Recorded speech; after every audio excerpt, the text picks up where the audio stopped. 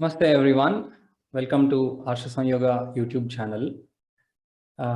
Under the title of Vande Guruparamparaam, we are having a series of interviews and talk shows with various acharyas and sadhakas from Vaidika Sanatana Dharma. Today we have with us Swami Govindananda Saraswati ji of Sivananda Yoga Vidya Peetham. Swami ji, namaste. Namaskar. So Swamiji is a direct disciple of Swami Vishnudevananda, and he has served as a guiding light of international Sivananda Yoga Vedanta centers and ashrams worldwide for almost 30 years now. Though through his yoga TTC programs, he has been instrumental in creating hundreds of wonderful qualified yoga teachers worldwide in the lineage of Swami Shivananda and Swami Vishnudevananda. So through Sivananda Yoga Vidya Peetham now, it's almost a decade, I think it started. Swamiji is functioning round the clock, teaching young sadhakas in the world of spirituality for almost a decade. He conducts online yoga classes, Vedanta discourses, and stress and lifestyle management lessons, and many more. Even weekend bhajans, satsangs, a lot of wonderful programs he is conducting. And we are very happy to have Swamiji here. Swamiji, welcome to the program. Om. Thank you very much for accepting this program, Swamiji. So I'll start straight away with the questions. So the first question is, what do you think about our current the world of yoga practice, which is there in the current in this timeline, in this 21st century? A lot of what we see is that yoga has been largely restricted to the physical practice, the asana part, the Surya Namaskaras part. Has it changed in the last, since you have been teaching for almost 30 years? Do you find any change in the last so many years? The wonderful thing about yoga is that it has been accepted by all. Means in the science of yoga, people find solutions to their problems. Problems can be many. And this yoga is accepted by all over the world. Even we have a day of yoga, International Day of Yoga. And the science of yoga, if it is accepted by all, almost all, you should have solution to the problems of people, and the problems are many. Of course, the real problem, if you analyze, is our internal problems only. The chaotic state of the world is a reflection of our mental state, collective mental state. So, when we say the state of the mind, of course, it includes the physical part, emotional part, social part, like it has got so many different dimensions. And the true science of yoga will take care of all aspects. What is generally currently understood is yoga as more of a physical science. No doubt it has got the physical aspect. And that is actually being marketed in the name of yoga in a big way. I would not say that it is nothing wrong. A beginner in the yoga field will see the physical part as the first thing. That is the stepping stone. But the practice, if it gets stuck in the physical dimension,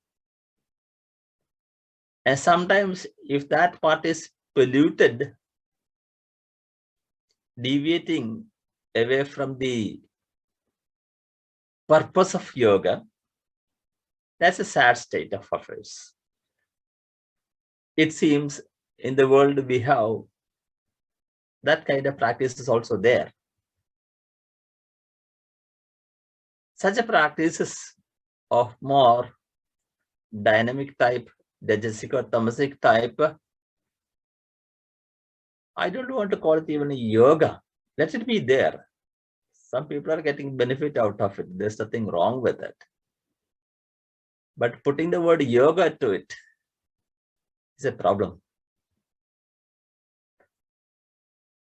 Of course, when somebody enters the field of yoga, they see the physical part,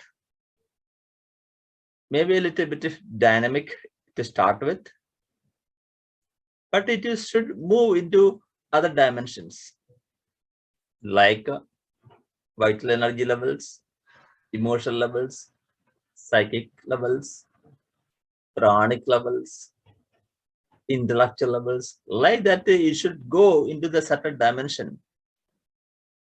That is the spirit of yoga. Of course, in the present day world, with the people in the daily life, they may need that physical part, no doubt, as the main practice. And but if they get stuck there, of course they get that benefit, no doubt. But in the true spirit of yoga, they should be led from the physical dimension to more subtle dimensions, more to the emotional dimensions, mental dimensions, intellectual dimensions, by which they are made to analyze their own life in a better way. And the practice which they do, when it makes the body-mind instrument a good tool, it can go into subtle dimensions. It will go into the analysis of why life, what's the goal. So it should take anybody to that dimensions. Then it could be a wonderful yogic practice. And yoga practice, as properly understood, is not just something in the yoga mat, inside a yoga hall. It has got a dimension which is full life itself. That's the total view of yoga. So one should be led from the practice, which is maybe on a yoga mat, to a 24-hour practice, a full life practice, a practice which brings not only health in the physical dimension or mental dimension, it should bring a harmony in the society also. It should expand that way. A true yoga practice will do that. So it is, yoga is not just a physical dimension alone, even though that's what one gets attracted with. That's a good thing that we have some practice by which a common person can be attracted towards. That's wonderful. So even though yoga is spreading in its physical dimension, that's a wonderful thing. But it's a duty of the so-called the yoga guides, the yoga teachers, to show them the correct spirit of it. So out of millions of people who are maybe getting stuck with the physical dimension, practicing the physical dimension, somebody will start inquiring the depth of it. Somebody will have the vision to go in the depth of it. And that will encourage them to go into more deeper science in this path of yoga, and that will lead also to the science of Vedanta. Both together will make the life complete. The purpose for life will be completed by both these darshanas, Yoga Darshana and Vedanta Darshana. So, to start with, the physical dimension practice is wonderful. And ancient masters have given us a amazing physical practice. If it is done properly, correctly, with correct spirit of it, it will guide them into subtle dimensions and more spiritual dimensions. Of course, the first priority is to bring health and harmony in the present stage of life, wherever one person is. That's very, very, very important.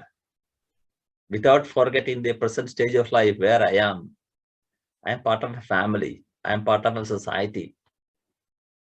And first, my priority will be to bring harmony here, and that as a foundation can bring a more, or make an effort to bring more peace of mind, at the end transcend the mind itself as a purpose of life.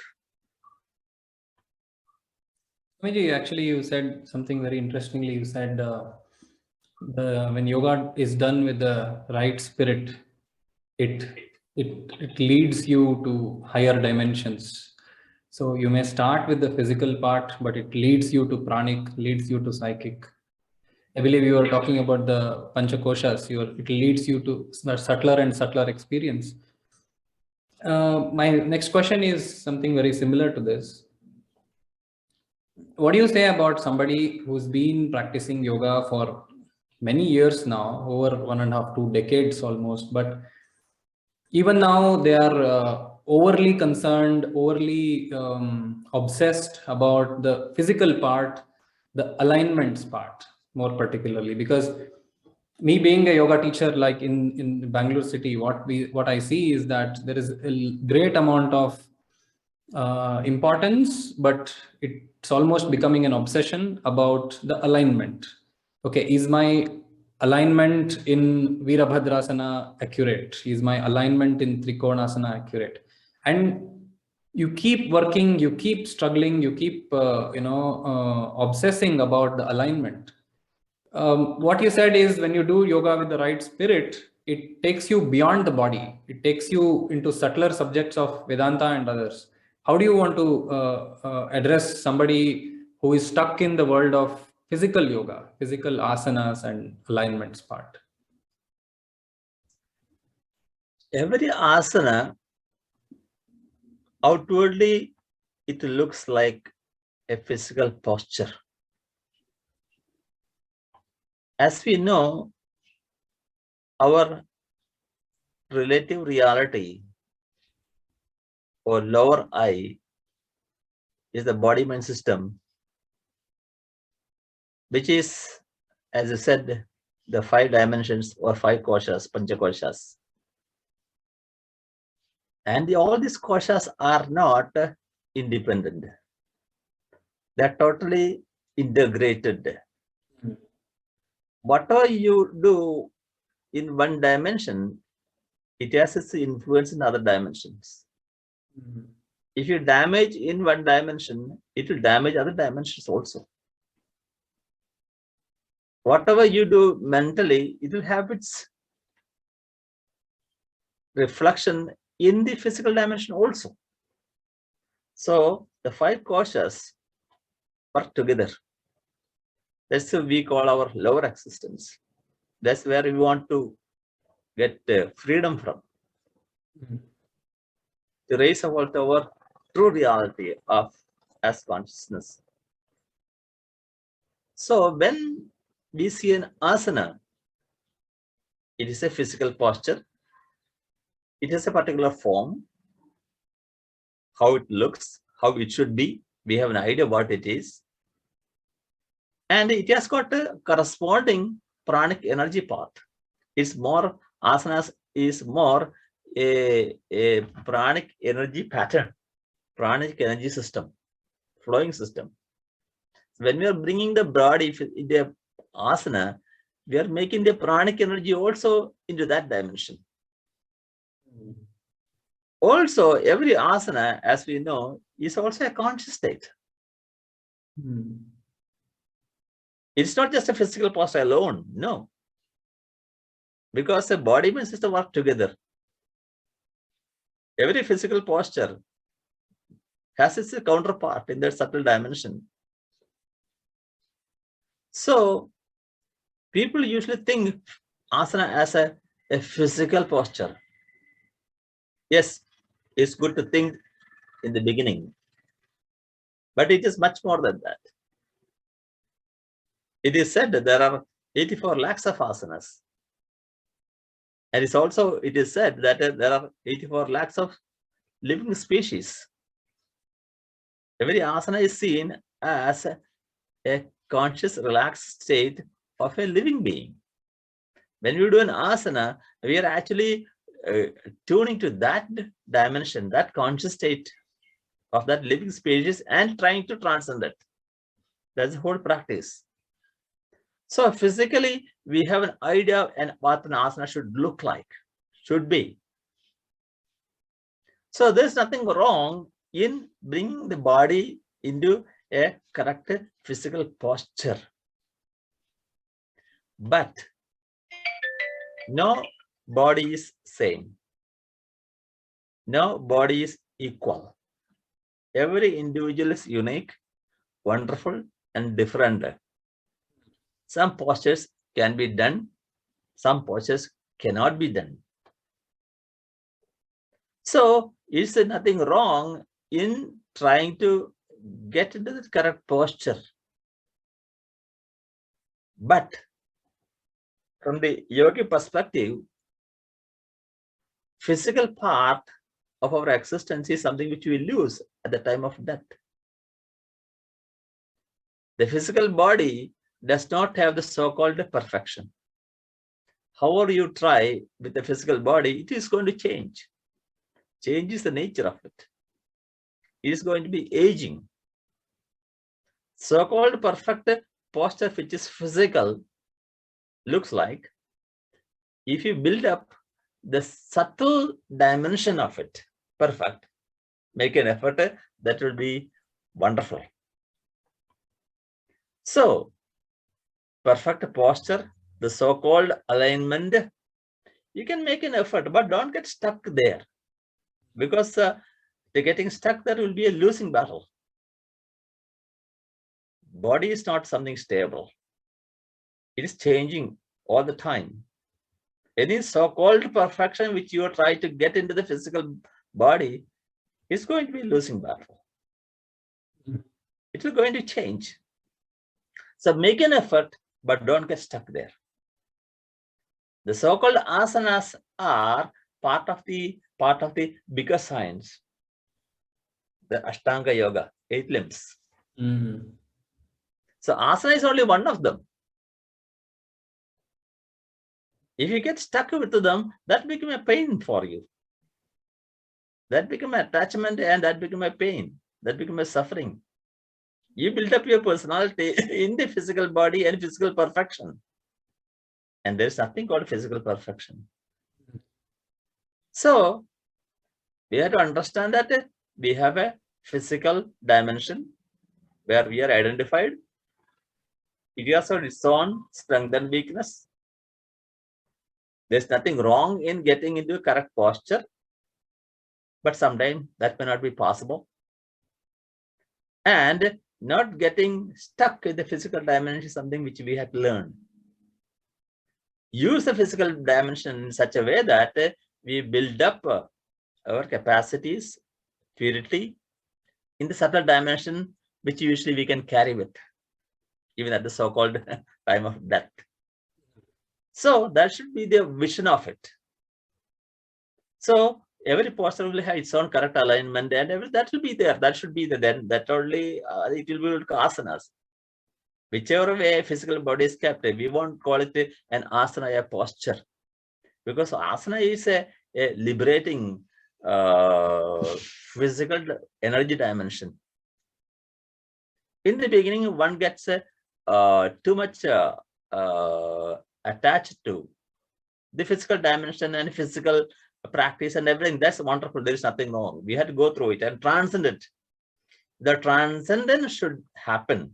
And that's actually, I'll suggest, say that it's the duty of a teacher to take the student from that physical dimension, not to give or emphasize to the physical dimension, and to take them out of it and go into further practice of pranayama, which is more pranic control, dharana, dhyana, or go into the more mind, emotions, and intellectual levels, so that we make our body immune system a better instrument for the higher practice.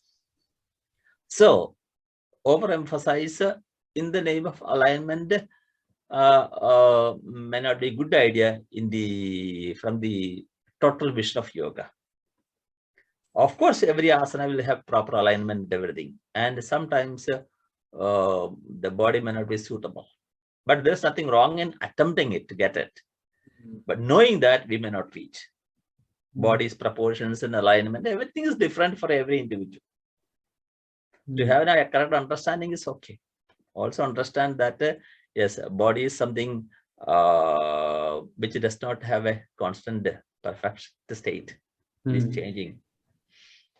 Wonderful. It's like chasing a mirage.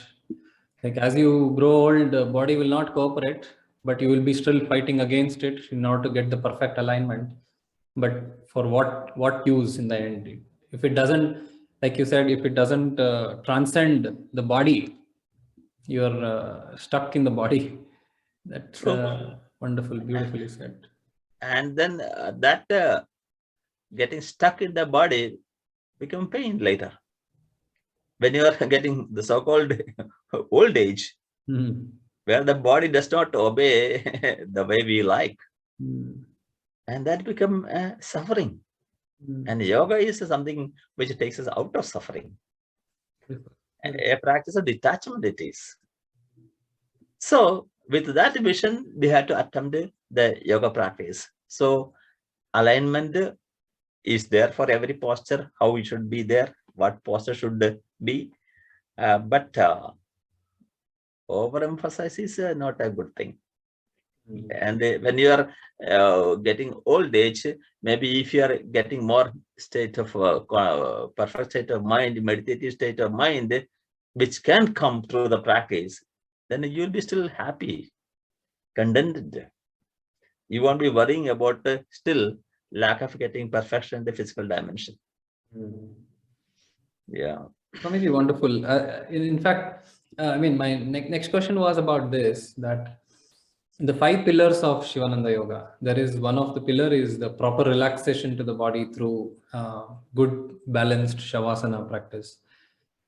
I mean, as a yoga teacher in the profession now in Bangalore city functioning, what I see is that in a lot of yoga classes, there is not enough importance for relaxation. In fact, like if a class is like for 75 minutes long or 90 minutes long, Shavasana is like last 30 seconds or 1 minute of Shavasana. Until then, you just sweat, continuously do asana, Surya Namaskara, Vinyasa, everything. Focus on the body maximum 99% of the class time. And the last 30 seconds, you just lie down on the back, eyes closed, lights off. After 1 minute later, lights on, okay, roll the mat, walk out because next batch is waiting. So what is the importance of Shavasana? What is the importance of relaxation? Because in the previous answer, you also said that asana is a conscious, relaxed state of being. So what is the importance of that relaxation in a yoga class, in somebody's yoga practice?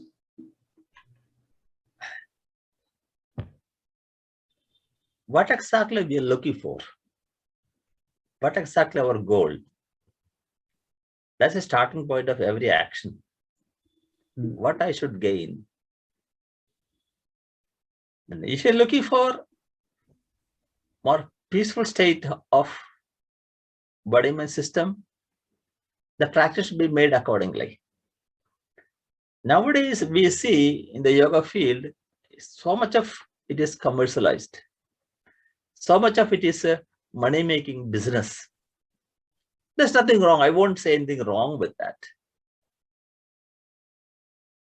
But if that's happening in the name of yoga, that is something wrong thing going on.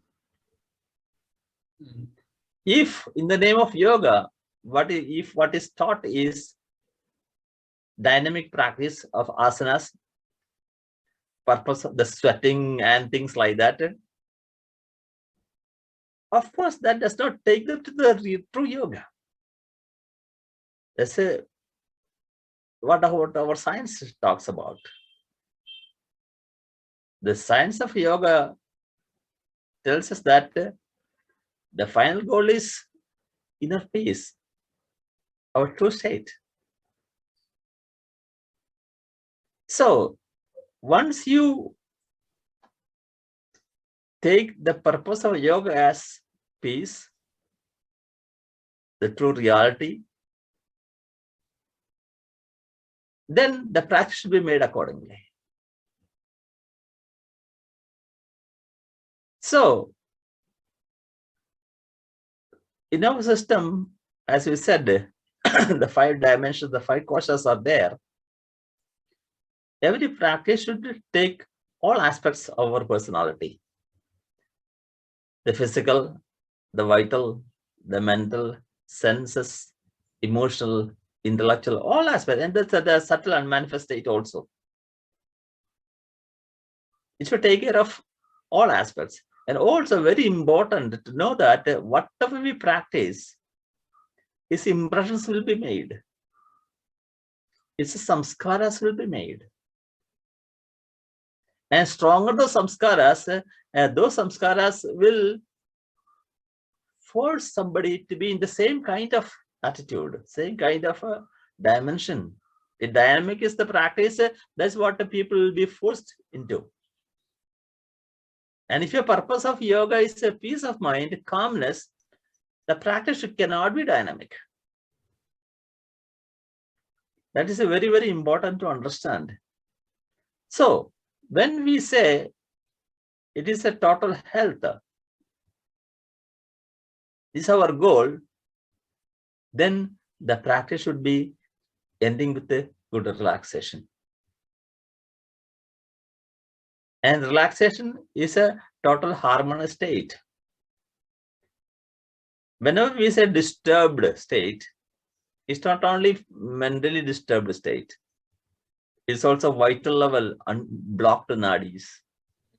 It's also nervous disturbed system. There's also muscles disturbed system.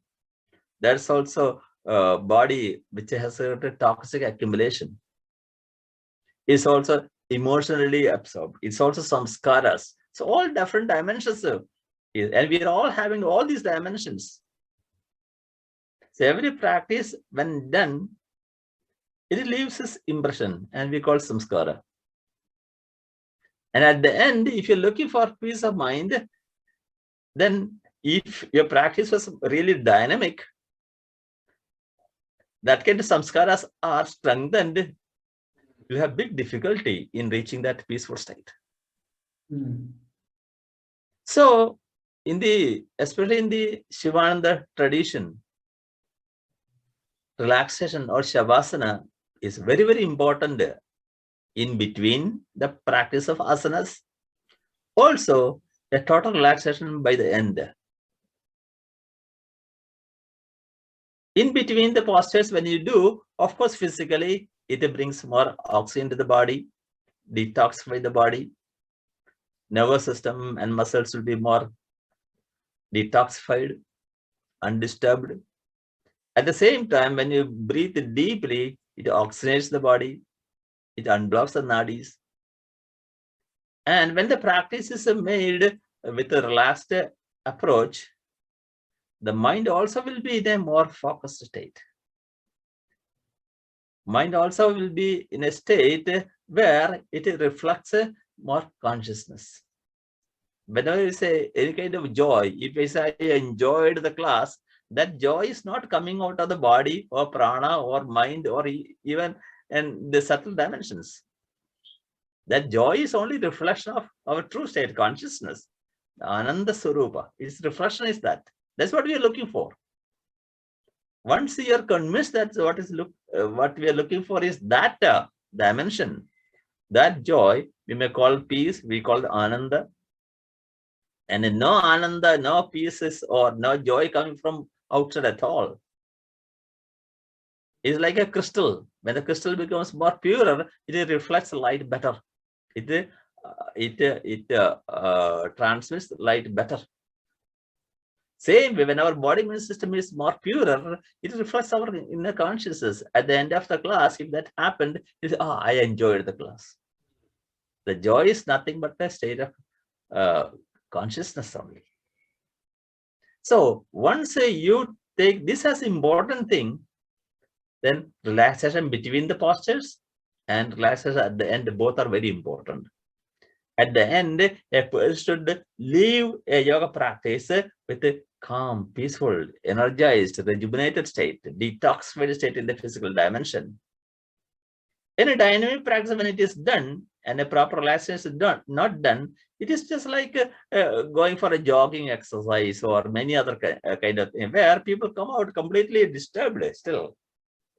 Physically toxic, physically stiff, nervous system disturbed, nadis will still be blocked,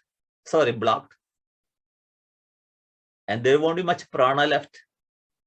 Mind will be disturbed. If that's what you're looking for, then we have a practice to be also made accordingly, change.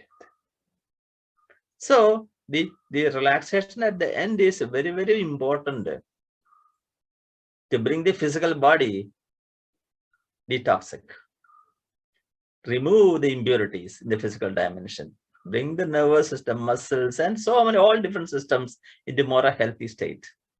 That's why the physical posture is important. Can I do a relaxation sitting on a chair? Not possible. Still, physical body is not in the minimum energy position. When you're in Shavasana, you don't have to make any effort to hold any part of the body. There's a practice of letting go. And that letting go is a very important concept in yoga practice. There's a total spirit of it.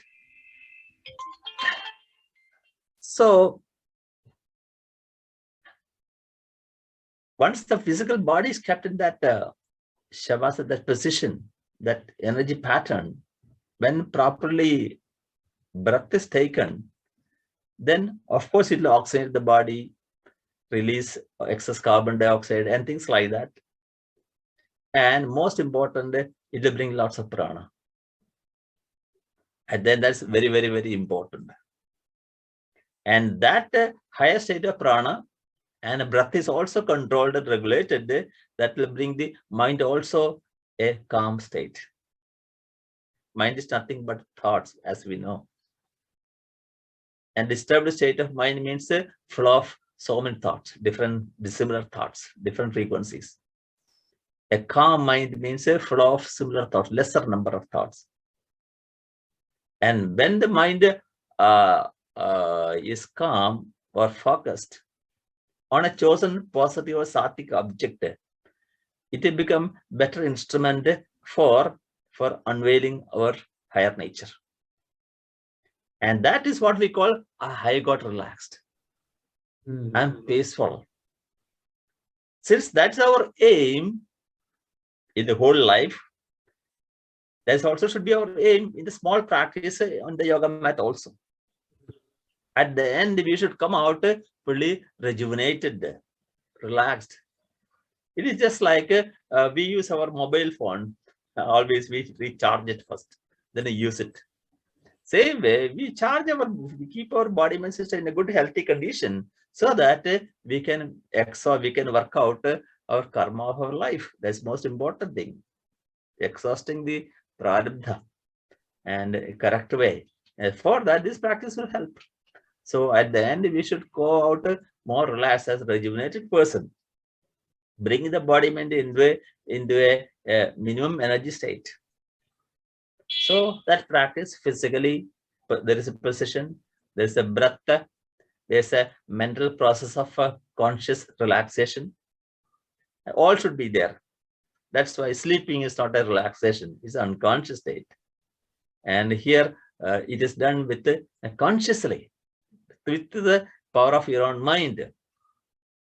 So that is a relaxation, is not a state of meditation. That's a step in between. And that relaxed state, which is brought by the final relaxation asana, will take you to the next practice. In the Ashtanga Yoga, pranayama comes afterwards. It is actually making the body mind system ready for pranayama, concentration, mantra japa, and the higher other practices. So, sharira madhyam khalu dharma sadhanam. Yes, so that body should be kept in a good, healthy condition. So this is relaxation, which is practiced in the Sivananda tradition at the end, which takes about 10-15 minutes, is a very, very, very, very important. Even though sometimes people may not go on to go, don't want to go to the higher levels of practice, maybe not possible. This will make their daily life more healthier, peaceful. And that's the first stepping stone. Beautiful. Beautifully said. So Shavasana is not sleeping. Shavasana is not sleeping. Sleep is an unconscious state. Shavasana is fully a conscious state of going into the maybe state where you are least active, but still you are there as a conscious observer. Beautiful. Yeah. Swamiji, how do you address today's day where yoga is used as a sport? In schools, yoga competitions are there, yoga championships are there. And how do you answer this? I keep getting this calls, inquiries where people ask about advanced yoga asanas.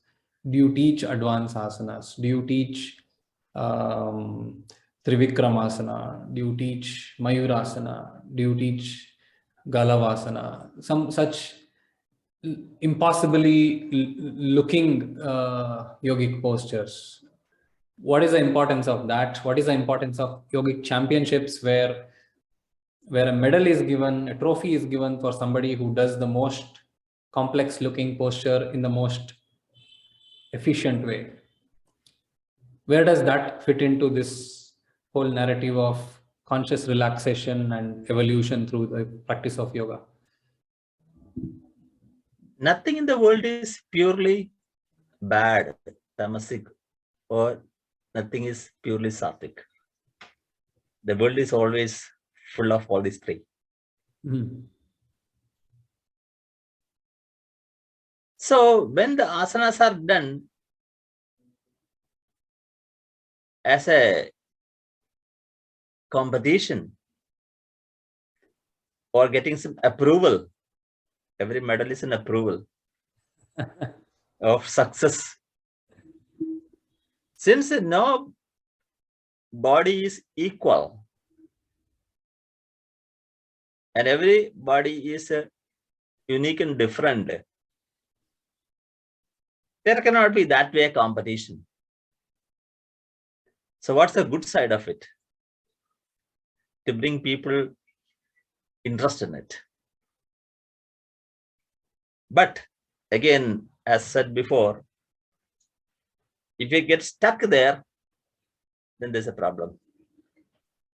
Many people do this kind of competitions, get a medal, and through that medal, they get some job. Okay, then that's it. Many people go into sports, they get some higher qualification, they go into different jobs, and through the sports, and the sports is left. That's not a good thing. So yoga is not a competition sport at all. Asanas. Of course, what exactly you compete is only in the physical dimension. You can only measure that.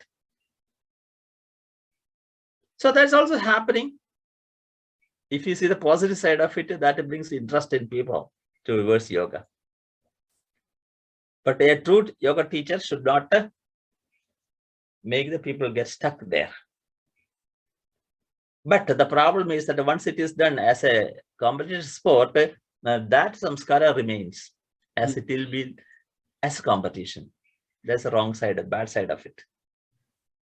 Initially, everything should be taught with the correct spirit of it. Instead of competing with others, you can compete with yourself. Let me try my best. And body is something which is made not in one day. Many, many years it took to form like this. Whenever we say, oh, I want to do advanced asanas, can you teach? If somebody asked me, I said, I can't teach you. We can only guide. Number one. Number two, how long it takes? That depends upon every individual. That depends upon every individual. So teaching means, okay, in 2 weeks, okay, I am going to teach very advanced postures. Sorry, I can't promise it. We can guide the person in the initial steps to reach there. And afterwards, one's journey is individual. You can guide individually to reach there. How long it takes? Nobody knows. The person who practices may know. Sometimes for some asanas, that body is not meant for it. Not possible. That's also there. Advanced asanas is good, but if the spirit behind is to show off, to get more stuck in the physical dimension, that's the wrong side of it, wrong spirit of it. Of course, every asana, whether it is a basic or advanced, it is an energy structure. It's an energy pattern. There's nothing wrong in attempting it. It's okay, but it takes a long time. But if you say, can you teach? We can guide wherever possible. And the journey is individualistic. So from that spirit, it's okay. But again, advanced in yoga does not mean advanced in asana. Advanced yoga is more going into the more dharana dhana samadhi state. Beautiful. So that is what we had to attempt. Since anything succeeded the physical dimension is a losing battle, we have to live it. Whatever gained in the karmic level, mental level, emotional levels, or whatever higher levels, that we take with us. Still, we had to keep that idea in our mind and do the practice. And again, I won't say that it is wrong to attempt the advanced postures.